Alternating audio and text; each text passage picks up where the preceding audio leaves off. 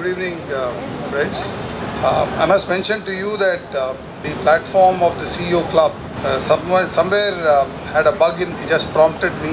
Possibly, I have no position here, but somehow I got very interested. So therefore, I find it possibly appropriate to explain to you as to how we conceived this whole retreat. We have chosen to call it a retreat and not a conference. The purpose is that you actually enjoy. So when we actually set out to look at the subject as what we should deal with in this time, it was only natural that the pandemic was with us, and therefore it naturally prompted resilience as the subject for this conference. And we found that mind is the reason which can bind a person or release him. And from that theme of resilience, we started looking at this retreat in a very interesting way. As we dwelt more on the theme and had a closer look, we realized that disruption is not an unusual happening. And after all, disruption has multiple dimensions. It can affect you as an individual, a family, a business unit, a nation, or even universally. That's what the pandemic did. And it could happen suddenly. It could be just a single event in your life. It could have multiple recurring times happening. And it could be possibly perpetual all the time. Where therefore you live with a handicap. That handicap is a given. So you live with that handicap. And when does it happen? It could happen early on in your life. It could be when you're actually settled. You're in a comfort zone. You thought everything is fine. I'm retired. I'm happy. It hits you. It could be at your peak, where you have said that I am the dominant guy in control of everything, and it hits you and swipes you. And it could actually happen on an opportune time when it wakes you up from slumber and therefore becomes opportune. So when we studied these, we found it very interesting to look at it. And actually, I always remember one obituary meeting which I attended when someone mentioned this, that sad things come when they are most unexpected. So these multiple dimensions have these consequences of physical disability, mental or emotional displacement. It could be a financial distress. It could be a trust deficit or a trust deceit. So we looked at this and we said, what do we do with this? Considering that these disruptions could be very severe, we started to look for the records on the death or near-death consequences of these disruptions.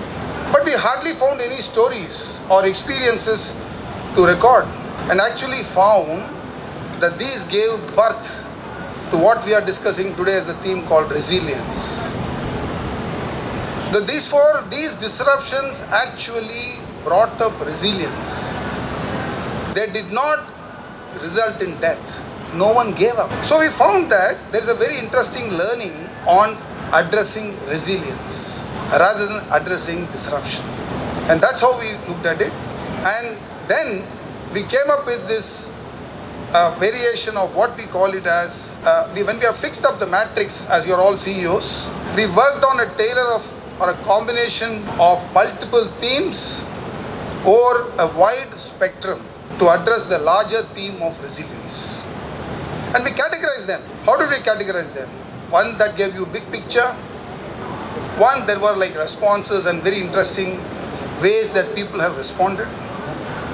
And we definitely want to present to you some anecdotal journeys, actual experiences. And we have fantastic speakers here. Similarly, on the wider spectrum, we have social enterprises.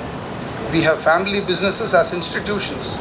And of course, some reflections. So now in the big picture, we have a very interesting person to speak to us today, and I don't want to mention beyond the fact that there is no better person, and we must welcome him right now, that is Syed Akbaruddin Saab, who will give us a perspective, whose perspective from a high vantage point is invaluable, I can assure you. The second thing on the big picture was the world of unicorns, and you will be happy with the incisive thoughts of the authority in India, Nilesh Shah. We are also going to have a very interesting combination of two people called Jayant Paleti, who's a very successful startup, who's a unicorn, and our own member from Hyderabad chapter, Sriram Vangareddy, who's a fantastic, successful serial entrepreneur.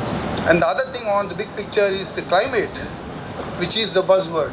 I remember a very interesting, I'm told, a conversation that, or a speech that Churchill made, where he said, I want peace. So I'm told that Hitler heard this and said, he also wants peace. I also want peace. But I want a piece of England, a piece of Poland, and a piece of France. That's how the reaction was. Today, climate is the buzzword. It is the buzzword to talk about in thought, word, and deed.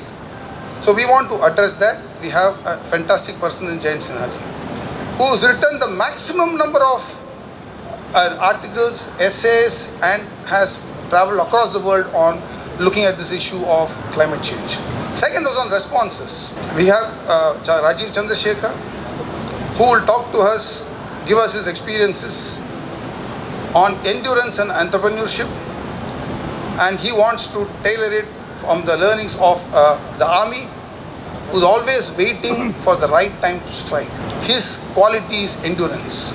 The second thing I think which is amazing as a quality in India is frugality. We find that it is an unfortunate thing that in India we criticize, we definitely don't tolerate failures, but our scientists have responded to frugality as the model.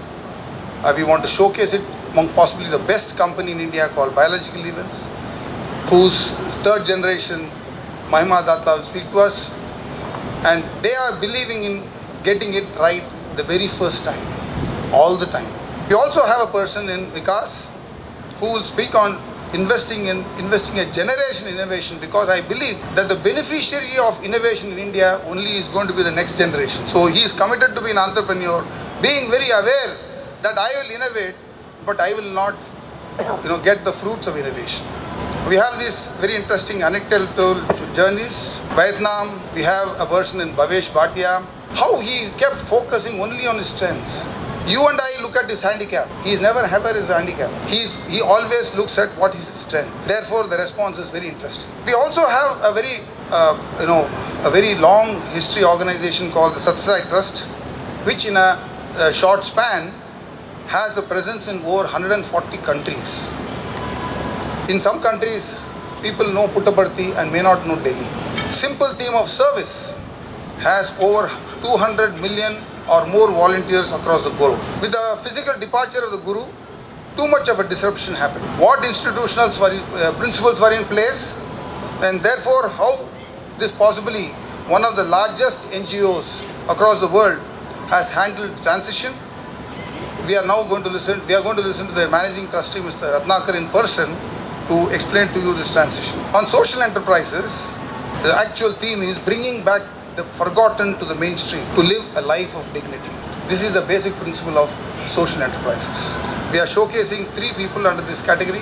On social brands, Anu can present to you so beautifully patience, accommodation, and tenacity. These are the prerequisites for building social brands anywhere in the world. You are dealing with humans after all. The second one is upping the dump, where Shekhar has succeeded in triggering the enterprising spirit of a typical rag picker whom you never even look at him. And in NICE, we have Sanjay Anandaram, who is phenomenally enthusiastic, is desiring to unlock the vast treasure of Indian cultural assets. On the family business, there cannot be a better person than Gaurav Dalmia and all the others whom I have listed. I will examine whether family businesses are made more for performance or resilience, whether meritocracy versus trust is a good debate to have in business, whether succession in families are natural or is it thrust upon us. These are the various sessions that we will have over the next 2 days. I hope it's fun. But when we set out to do this plan, as I say, we call it resilience in practice. Like Anil was trying to emphasize that we need to get people to hear. We tried our best. Our involved exercise could get 125 people to be listed as active enrollments. We included members and spouses to lead, moderate, present and coordinate. We have 32 people at last count to do this. We have very interesting people from the youth who are the first time joined the retreat. Their engagement was taken to provoke and participate. We have 20 plus members. And the most important thing, and I have also to thank our speaker today. There were multiple preparatory discussions with speakers for a focused and aligned deliberation on the theme. We kept talking to them about our team. They gave us 15 plus hours has been spent with the speakers across these 32 members on the board to talk to them and explain, understand, so that we make a very meaningful kind of a day. So of course there is a secretariat. I have not put in the number of hours because we are still logging in. The event is not at over. Thank you very much. The end of the day, the idea is to see to it that we all go with a feeling that there is meaningful learning in this retreat. Thank you very much.